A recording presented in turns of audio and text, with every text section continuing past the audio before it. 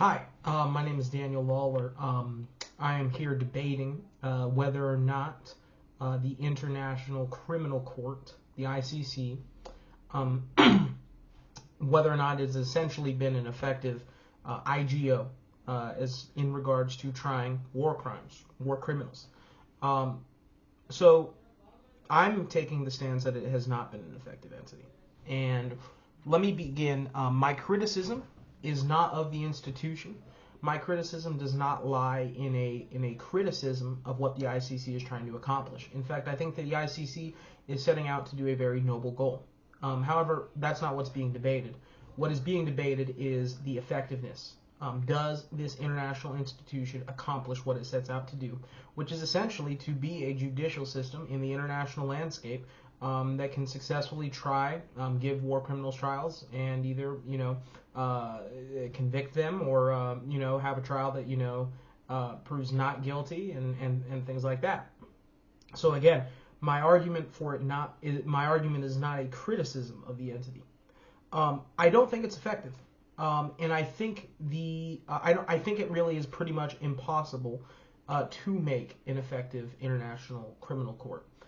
One of the big factors, if really to cite, is Professor Ripley's lectures, and just you can look at statements from President Trump, President Obama. You can go to any really administration in the United States, and really, major countries, including the United States, do not give legitimacy to a lot of international institutions like the ICC. Sure, there may be trials that temporarily benefit some of their political motives, like if they had a war criminal, like for Russia, for example, the United States probably wouldn't be too harmed if Putin was being tried for war crimes, right?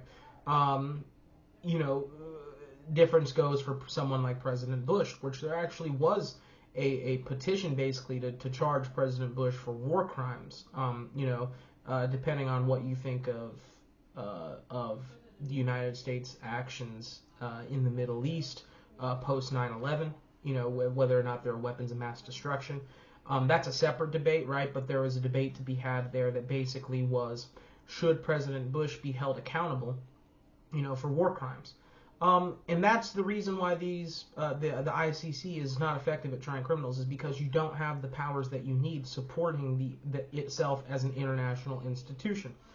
If you had, for example, if you had a China, if you had a Russia, if you had a United States, perhaps even if you had some Middle Eastern powers, if you had a Saudi Arabia, if you had an Iran, Iraq, that were more, I guess they may be, but I think a big problem again is when you have world powers like the United States basically coming out and saying, we do not recognize the International Court of Justice, the International Criminal Court. That's a problem. I think that's a problem. So I think I myself view it, I think it is a legitimate institution. I think it has every right to exist. Again, I think that it's a great, I think it has a noble goal. I think it has a noble thing that it's setting out to accomplish. But I don't think it does. And I don't think it will. Because, again, you are missing the key support from nations like the United States, from nations like China, Russia, etc., who you would need to give this body weight in its rulings. Going in the future, maybe as there's more globalization, maybe there's a theory like neoliberalism, where if countries continue to become more reliant on each other through trade, maybe they also become more reliant on each other in these international institutions. Maybe they band together and they decide to essentially give more credence, give more merit to a body like this, and actually pay attention to its decisions that it gives out, to its rulings. Maybe all of that culminates to essentially, give the International Court a way to actually legitimize itself. Now, the International Criminal Court, one argument against me is that I do think, for example, like the ICJ, it does give smaller countries, powers, obviously not the U.S., right? But smaller countries, the ability to write their own history, which is good. I think that's important. I think when you have that, you basically have given yourself an opportunity to essentially allow yourself to write your own history and be able